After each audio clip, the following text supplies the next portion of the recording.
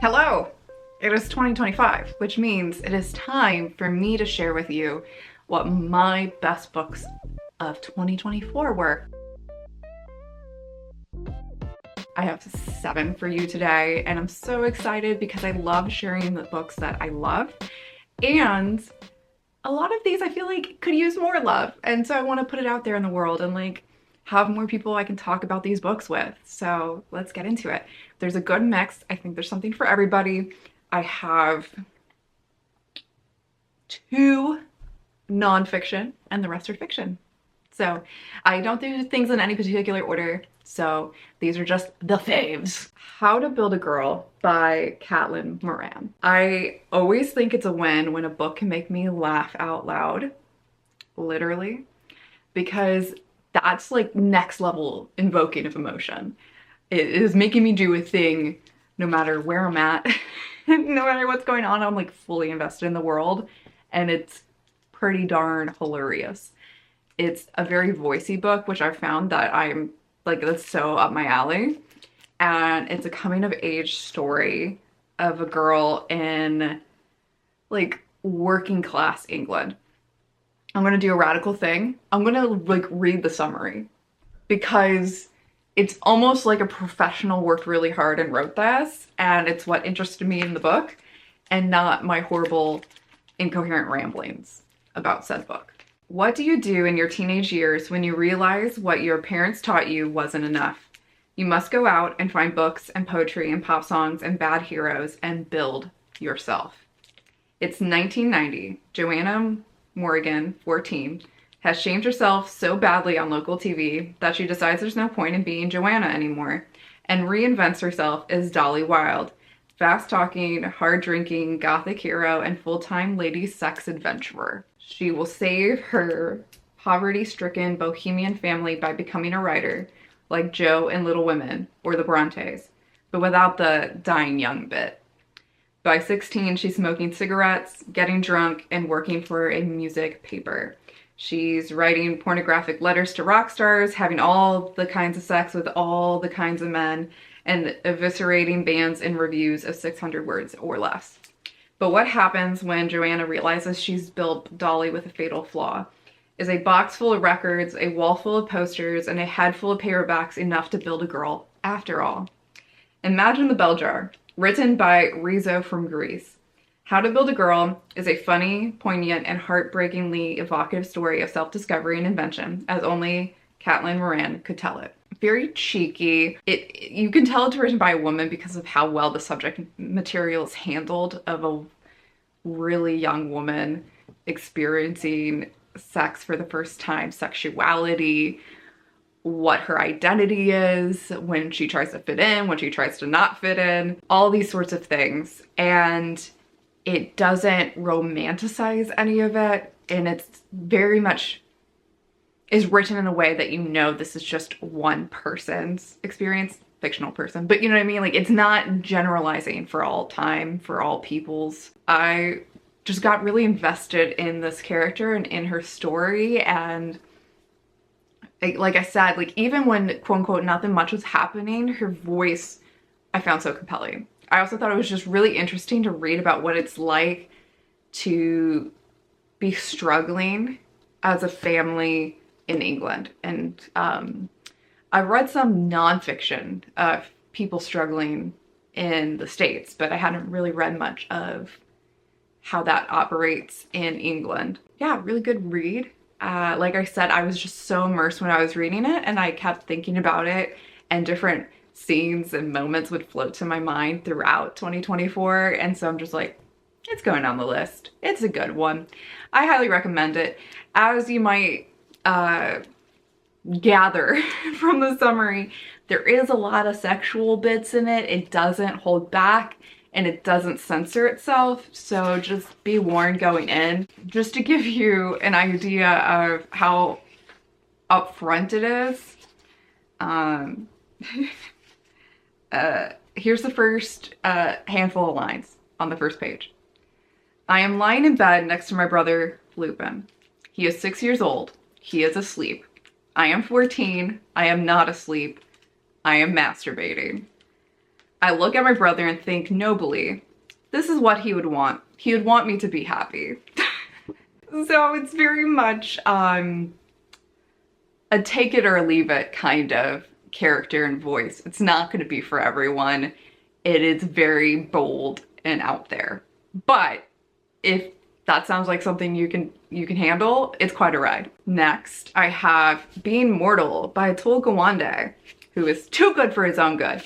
But anywho, so he is a surgeon and New York Times bestselling author. He's written 5 million things. But this is the one that if I only had to choose one, I think everyone should read, needs to read, because it's about death and dying, and it's like the only thing that's guaranteed in this life, but we like never talk about it, and how a lot of the systems we have in place, from like hospitals to hospice to nursing homes, are centered around the people who are going to be putting their loved ones in those places and not the people who are going to be there.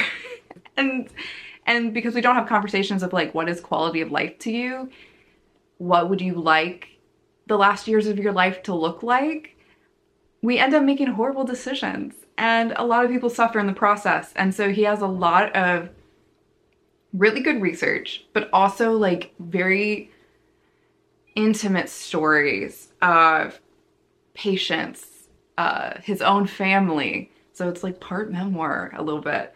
He also talks to some of his like colleagues in the medical field to talk about how they handle it in their different sectors, and also pursuing what different nursing homes could look like weird experiments that people are trying, like adding animals to nursing homes, or having it to where they bring kids in at a certain time each day, and so like old people and the young people get to hang out. And so it can be at moments sad, but ultimately I think it's the kick in the butt we all need to have the conversations. And there's some hopeful elements. There's some real work to be done in these systems and industries, but there are people who are leading the way on figuring out and reimagining what they could look like. Drink time.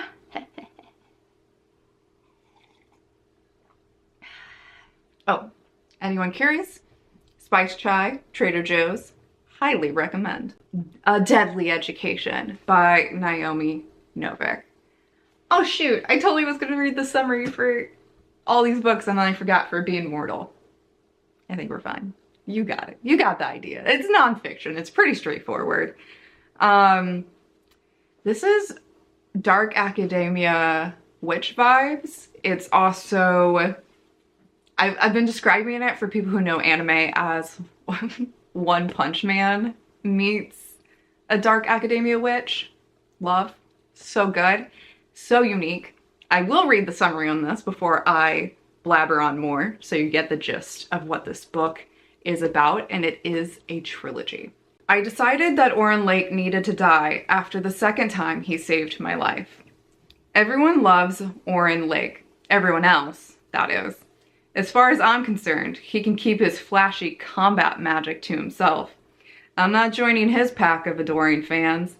I don't need help surviving the Skullomance, even if they do. Forget the hordes of monsters and cursed artifacts.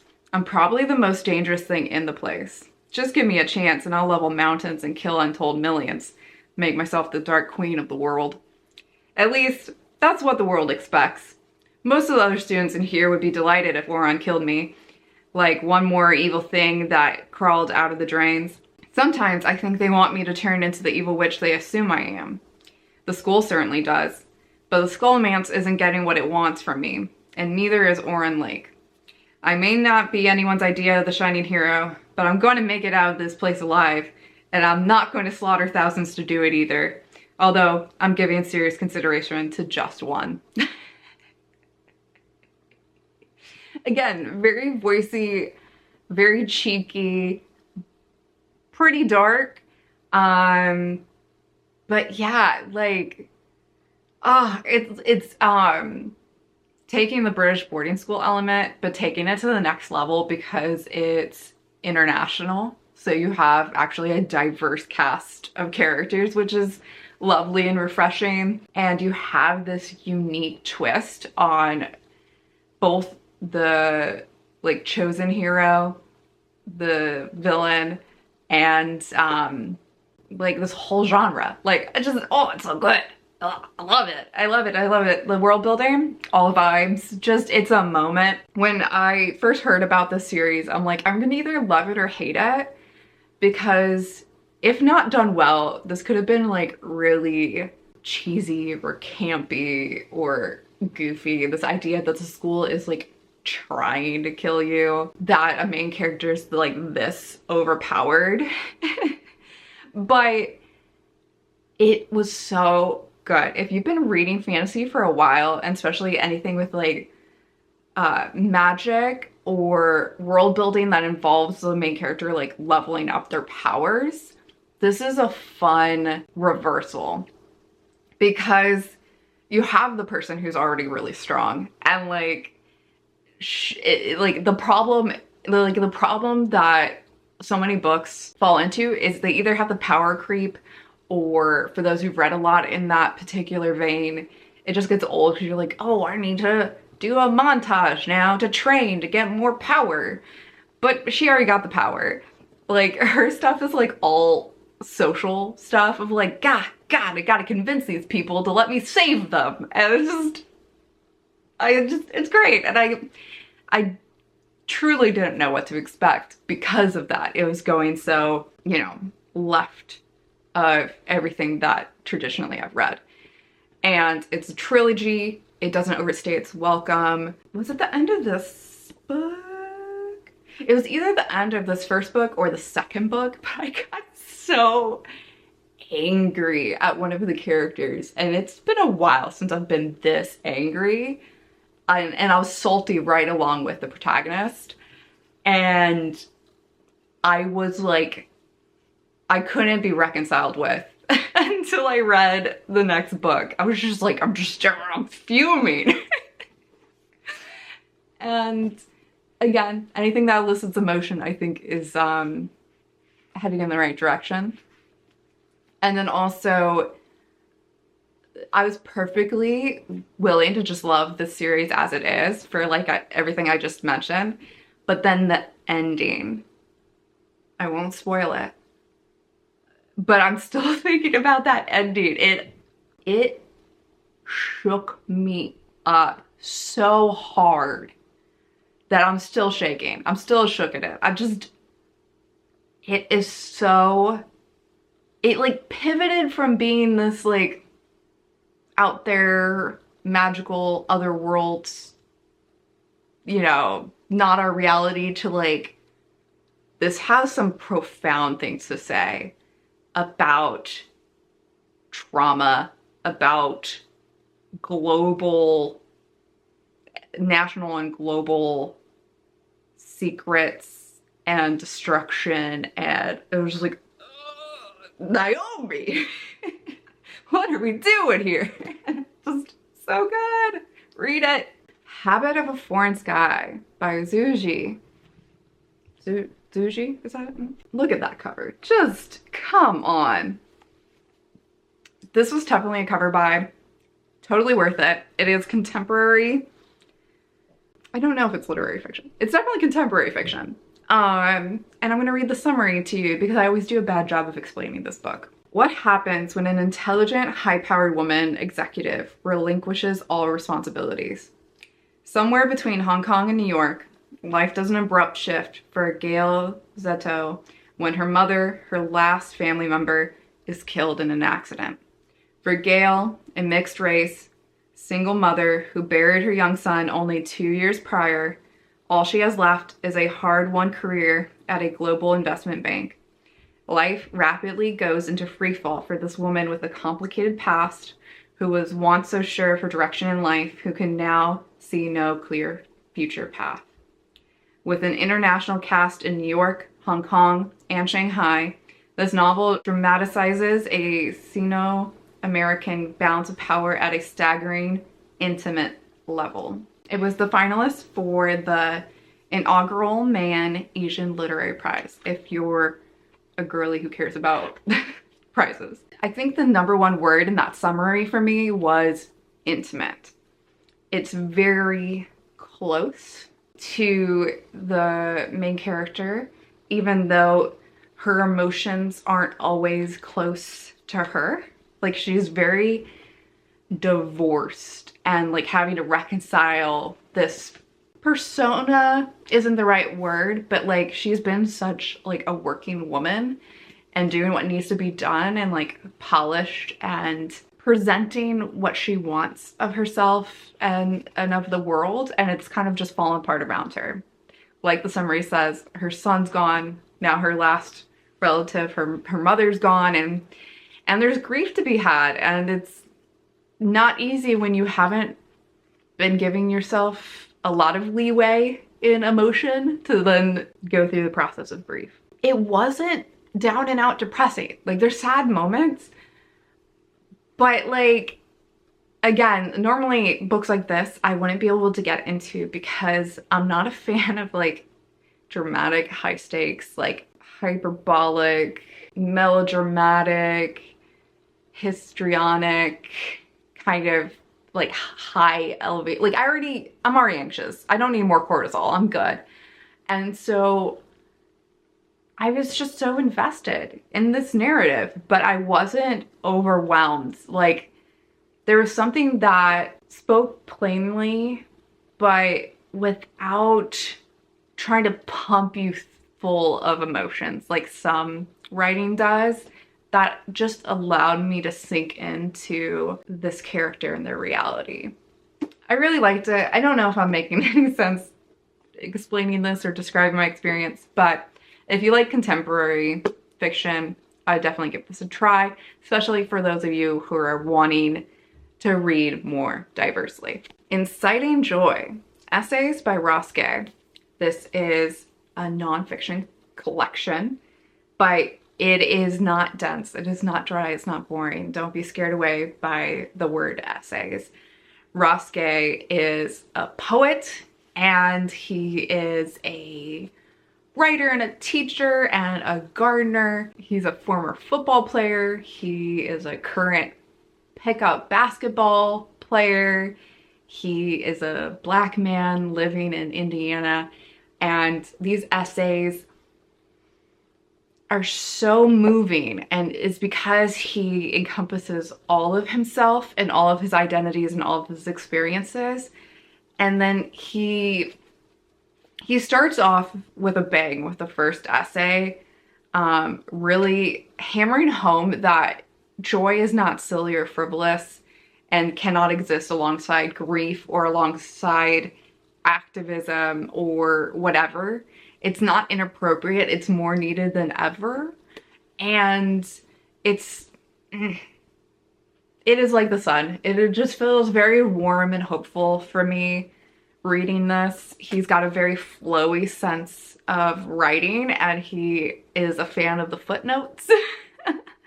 And I'm just going to read the summary to give you a little bit more details. In these gorgeously written and timely pieces, prize-winning poet and author Ross Gay considers the joy we incite when we care for each other, especially during life's inevitable hardships. In We Kin, Gay thinks about the garden as a laboratory of mutual aid. In Share Your Bucket, he explores skateboarding's reclamation of public spaces. He considers the cost of masculinity in Grief Suite. And through My Tears I Saw, he recognizes what was healed in caring for his father as he was dying. In an era when divisive voices take up so much airspace, Inciting Joy offers a vital alternative.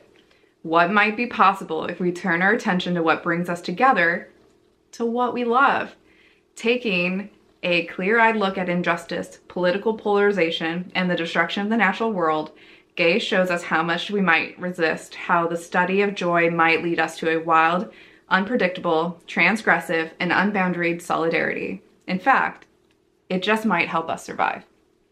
So good. I learned so much. He gives you a really personal take into being a dude in the locker room, of being, you know, like the joy of gardening and the conversations behind creating a community garden and deciding if they should put, like, if they should lock it up. Like, there should be only certain hours that the garden's open because people might steal or loiter or whatever. So good. There was times where I was chuckling. There was times where I was crying. Like, and this was kind of a beautiful whim because I just happened to see that this shop was selling copies of this because they were doing a book club. And I read it in a couple of days for the book club. Crazy. Kelly never does anything that spontaneous. But if I do, it is with a book. That's on brand. Went to the book club. Lovely time. Lovely people. Banger book that I might have never read otherwise. And then like later in, what was it, October, November? Ross Gay came to St. Louis and he signed my book. Right? Boom. Most excellent. Enchantment by Orson Scott Card. The author's problematic. The book is amazing. So use your libraries, use used books. Y'all can figure it out, pirate it, what have you. This is a reread that I did in 2024, and ooh, buddy boy, I remember liking it, but I did not remember much, and it was so good. And it's so nice to reread something as an adult and still like it. So let me read the back for you. The moment young Ivan stumbled upon a clearing in the dense Carpathian forest, his life was forever changed. Atop a pedestal encircled by fallen leaves, the beautiful princess Katerina lay as still as death, while a malevolent presence stirred in the hidden depths below. Now, years later, Ivan is compelled to return. He finds the clearing just as he left it. This time, he does not run. Okay, that one could have been better. I think the Goodreads summary is better. But anyhoozle, we got a Russian Sleeping Beauty fairy tale retelling with freaking a bear god, an evil Yababaga, what was it? Yabba Baba, which you know what I'm talking about. Molotov cocktails and time travel. Like, come on. Like, it's so funny. It's so good. You get like a kind of a Freaky Friday moment in the sense that like at first he ends up back in the olden times where this beautiful princess was actually born and raised, and he's a freak to them because culturally he doesn't know what's going on, and they're like, he does all these faux pas and they're like, oh, what a wimp, is he even a man? And like, what a freak, and like, you know. And then she ends up in our time, and then things are reversed where it's like, yo, you got to do this. And she's like, oh, that's horrible. That's sacrilege. We can't do that. And he's like, yeah, but I can't have you running around naked. Like, you gotta, you gotta put some clothes on. And she's like, but these are man's clothes. And he's like, only when I wear them. And then if I give them to you, it's fine. So it was just a good time. It made me cackle. If you're a nerd for history, for language, for culture, I think this is a good ass time. There's also the magic element. It was so cool because like Ivan's ma dabbles in some magic and he didn't even know. And so like this like back and forth like chess match between like the evil witch and Ivan and his family and the princess, and like trying to like come together to beat her was just very interesting. And I feel like I'm saying her name wrong.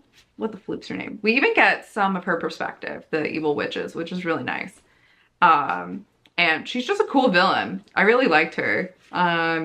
She's a girl boss. I'm not gonna worry about it. Anyway, I will say it starts again when he's a young child, and they're building. So it might take a couple chapters for you to be fully invested, but like it's just got such a strong voice for all these characters, and everyone just got such like interesting perspectives and motivations. And even like the side characters, like the priest and like the priest assistant and the princess's dad, the king, like they all just are so compelling and like interesting, but they feel three-dimensional. Pick it up, it's good. And last but not least, we have I, Robot by Isaac Asimov. This guy scooched in right in December and it was so good. It's a classic, so I wanted to read it, but I hadn't anticipated liking it. And just like look at that cover. This is like an older edition, and I'll read the summary. What do you do with a drunken robot? You may not believe it, but robots have problems too, just like humans.